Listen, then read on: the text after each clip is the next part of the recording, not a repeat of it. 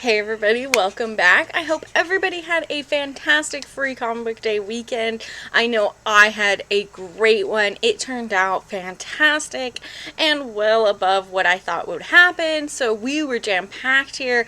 Also, Doctor Strange came out this week. I'm sure many of you saw that. Great movie. Can't wait to talk about that with everybody else. But first, we're going to be talking about my comic pickups for May 11th, 2022. And this is a really great week for me. I have multiple choices for top picks this week, so just hang with me. Sorry, I couldn't choose just one. But first, please be sure to subscribe. We're just 2 away from doing a giveaway, so just 2 more people subscribe, and then I can get that giveaway going for you guys. And I'm really excited to do that. So let's dive right into my comic pickups for May 11th. Starting with Archie Meets Riverdale one-shot. Now, I am a really big fan of Archie horror. I think Archie horror is really interesting. I like the concept, and it just takes like a fun at-home heart comic and makes it like more devilish.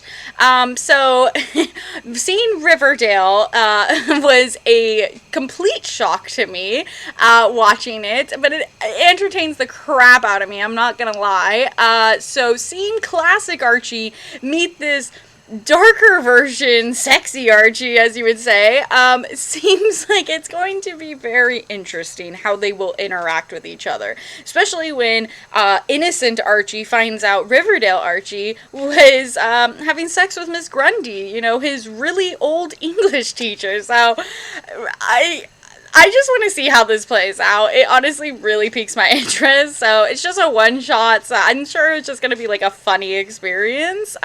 So yeah, I think and hope that's going to be really cool. Bunny Mask Hollow Inside #1 comes out. It is a Aftershock comic. Now, Bunny Mask, there is a first volume before. This is going to be its second volume. Still written and drawn by Paul Tobin and Andrea Mudney. And Bunny Mask is essentially this very creepy girl that was trapped into a cave and is now able to expand to the real world. However, she has like ghost-like powers, and she can kind of just like appear wherever she wants, and she gets inside your head quite frequently, and just the imagery alone kind of creeps me out. Just this girl in this bunny mask, but she will just straight out eat you, and it's pretty violent, so not for the faint of heart, that's for sure, but it is a really cool story, and if you like horror comics, this one is definitely a good one to check out.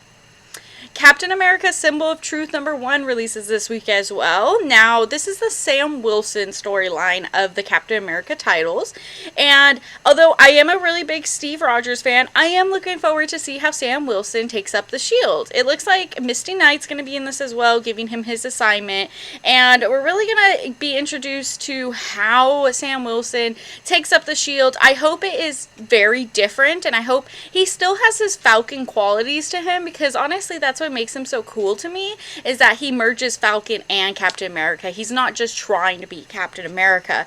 So, really excited to see that. It looks like he's also going to be going to Wakanda in this issue, so can't wait. I know issue #2 has like Deadpool in it, so really seeing how all these people merge into this comic will be really fun.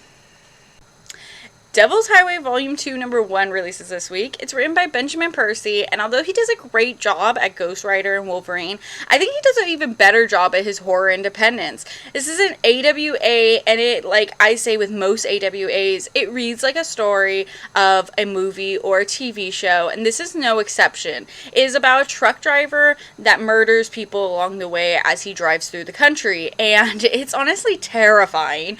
Every interaction he has with somebody is just super scary, and the deaths are incredibly brutal, so I am very nervous to see how this continues. Will this be a different truck driver? Will this be the same one from Volume 1? Not too sure, but I'm really looking forward to this. One of my top picks this week has to be 8 Billion Genies #1. It is a miniseries out of 8 written by Charles Soule and drawn by Ryan Brown. I am a huge fan of their work together. Curse Words. I think Curse Words is so fantastic, but I do not think it is for everyone. It is a very mature reading, but still has a comic kid-like feel to it. So it does turn off people quite a bit sometimes because it is like this cutesy drawn bright colors, but it's very rude and standoff humor. So honestly, I really like it. Ryan Brown also did one called God Hates Astronauts, and that is pretty similar to Curse Words. So I'm expecting the same for this. However, this seems like it's going to appeal to much more people on a broader spectrum. It is about what if every single person on Earth got a genie and had one wish? How would those wishes collide with each other? How will those wishes all happen? Are they all going to happen at the same time? Are they all going to... There is so many things to interact with this, and I am not only just nervous for it, I am excited, and I'm thrilled. I can't wait. I'm glad they're back together, and it just sounds so interesting. They're going to be taking people from our actual world, like actual celebrities and things like that, and put them in here and have like them wish and what their wishes would be for the genies. It's gonna be madness, and I think that's gonna be so cool. So I'm really hyped for this comic. I cannot wait. I'm probably gonna get every cover. I think it's gonna be fantastic. FARMHAND number 17 releases this week as well, and number 16 did not disappoint. Number 16 was great, and it shows the spread of the infection of this farmhand. I thought the Jenkins family was very interesting, and I thought everybody in the comic was so just back in their original place. I loved that. I felt like I was back in this world, and I thought it was fantastic. He is planning on ending it at issue 26, so we have about 10 more issues to go, and I am so nervous. I'm excited but nervous, and I really enjoy this comic. I think it's just a really interesting concept, and I mean, like, zombie organs, super crazy. Also, this has to be another one of my top choices for this week. It's Frank Frazetta's Death Dealer number 1. Frank Frazetta has been a huge inspiration to many artists. He used to do heavy metal and all kinds of things, and he's known for doing a Death Dealer comic. Well, he passed away some time ago, and now they're doing a Death Dealer comic in his homage. There will be a Frank Frazetta cover. That's probably the cover I'll be getting. I mean, his art is just to die for. And if you just like Viking lore and just like violence and like just that kind of like gruesomeness to it, that's what this is really gonna be. And this starts a brand new launch of a comic company called Opus. So I'm really excited to see what they have in store. It looks like they're gonna have other like Disturbed, the band, like they're gonna have a comic come out of this, and it just seems like a really interesting take. So it seems like they're working with the Frazetta girls in this, and I'm really excited to see how this legendary comic comes to life in modern times. So really looking forward to this. The artist of this also is the artist of the TMNT Last Ronin, so if you really like that art, this is definitely one to get behind. Another one of my picks. See, it was so hard to choose this week because there's so many. There's such a wide range. It's a Boom comic called Grimm number 1. And a lot of people have been referencing this to Something's Killing the Children. They think this is the next one. And I do think it's going to be cool, and it's going to have a really great inspiration behind it. Stephanie Phillips is writing it, and Flavino, sorry if I mispronounced that, but they're going to be doing the art, and it just seems like this Jessica Haro character. She's like dead. She's like the Grim Reaper. She's coming back. She's for like to haunt people, and it just seems like she is the next Erica Slaughter. Like a lot of people are going to get behind her. She seems really cool in my opinion. I think she's great looking. Her design, I think the scythe that she has really gives her that creeper, Grim Reaper esque look. So I'm really excited to see what comes out of this. Hopefully it is another Something's Killing the Children, because I think Something's Killing the Children is a one of a kind at Boom Comics. So if you're able to get another hit like that, heck yes, highly, highly, highly suggest.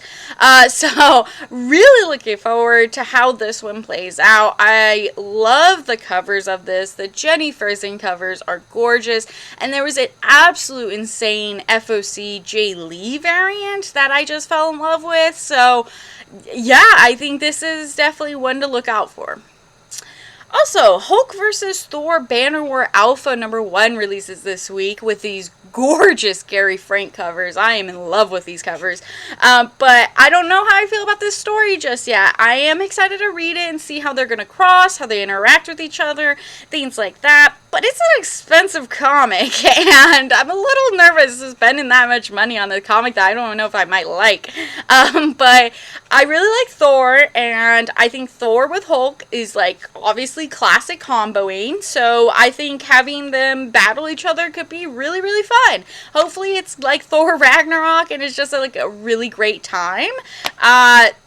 Yeah, I mean, that's what I really want out of like big events like this, is just to have fun and action-packed fun times. And I know Donny Cates really does that, so yes, I think he's going to give that, and hopefully it's going to be a really awesome ride. I Am Batman #9 releases this week as well. I've been saying this from the beginning. I really like this next Batman. I think Jace is a really cool character. I think he's... sometimes you get bored of regular Bruce Wayne. He's just like the same stories every time sometimes, especially when you've been reading for years and years and years. So having this fresh breath of air with Jace just really shows how good of a Batman he can really be, in my opinion. He's really been trying to bring the city together too, so hopefully we find out the serial killer's motivations, and we find out who this really is, because we gotta get Gotham back together, baby. So really looking forward to that. King Conan #4 releases this week, and it's been a long time since issue #3 and issue #4. There was a very controversial character in this comic that she has the same name as Pocahontas, and a lot of people were upset that she was dressed scandalous and sexy. Yes, I'm a little conflicted of this, because it wasn't meant to be Pocahontas. It's meant to be a different character in this world. She just so happens to have the same name as her.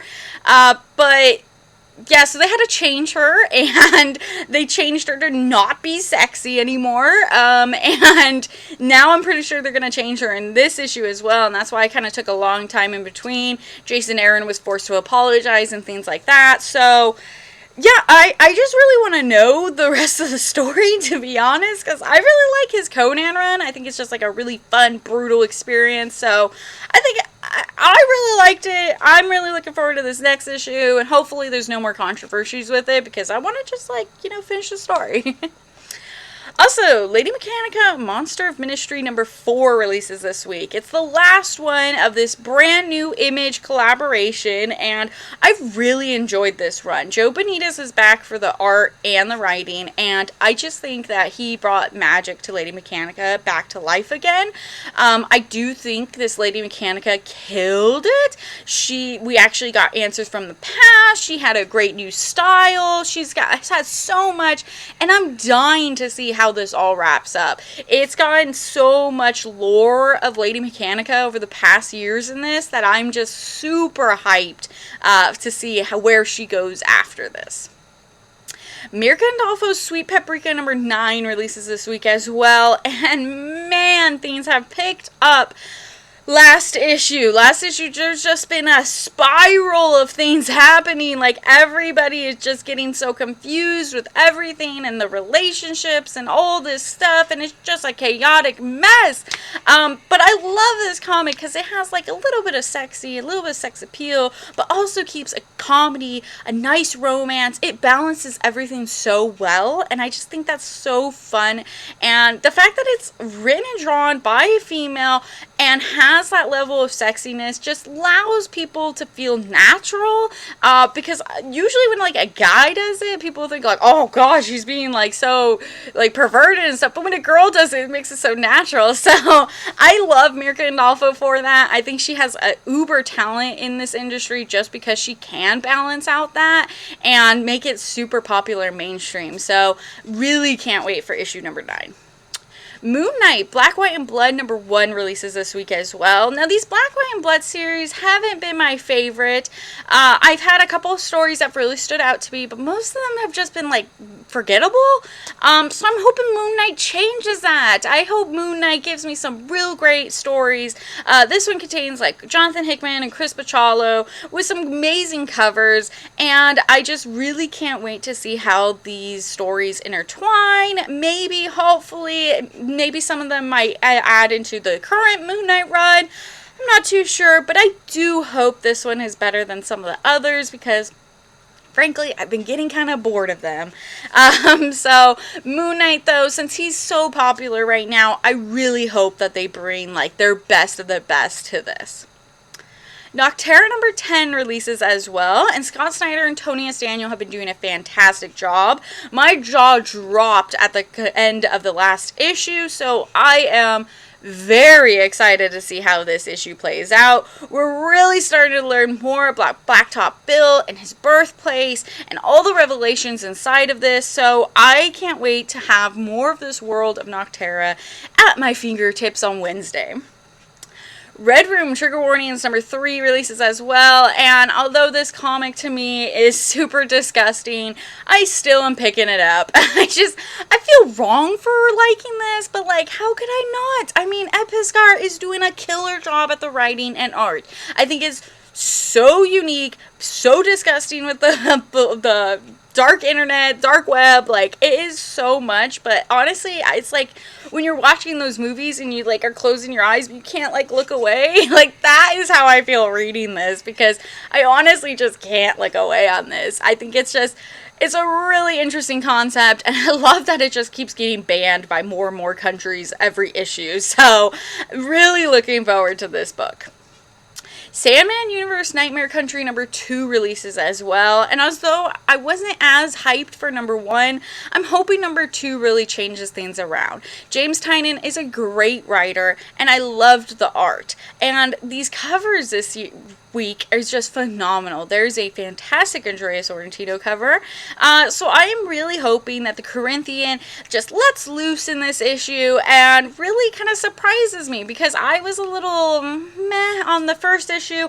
I wanted more of the Corinthian. I wanted more to him to be the standout star, so hopefully I do get more of that. Hopefully we find out more about this other Corinthian figure, more about the artist, so I'm just really excited to see how this plays out. Maybe we'll get more serial killers, who knows, but James Tynion always has great things in store for his stories, so yeah, I can't wait.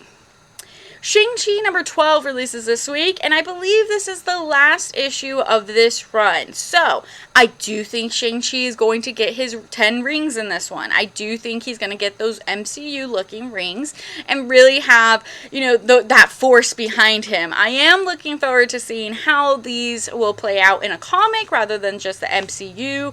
So, I really liked this run, and I'm excited to read Shang-Chi and the 10 rings coming out later on this year. Suicide Skit Joker #3 releases this week, and honestly, it's been so long since issue #2. This book has gotten delayed so many times, and I really enjoyed it. Brian Azzarello and Alex Maleev really did a great job in the first 2 issues. They have a really sick killer Clockwork Orange moment in it, and I'm really excited to see how that pays off in this last issue. I'm excited to see what Joker happens with him, and I really just want to know what happens with Red Hood, because I love Red Hood. So I'm nervous I'm sure there's going to be some type of betrayal. It's the Suicide Squad. I mean, come on, there's always a betrayal. So I'm nervous, but really excited that we're finally getting this issue. Last but not least, I'm picking up What If Miles Morales #3. This issue is going to focus on him being the Incredible Hulk.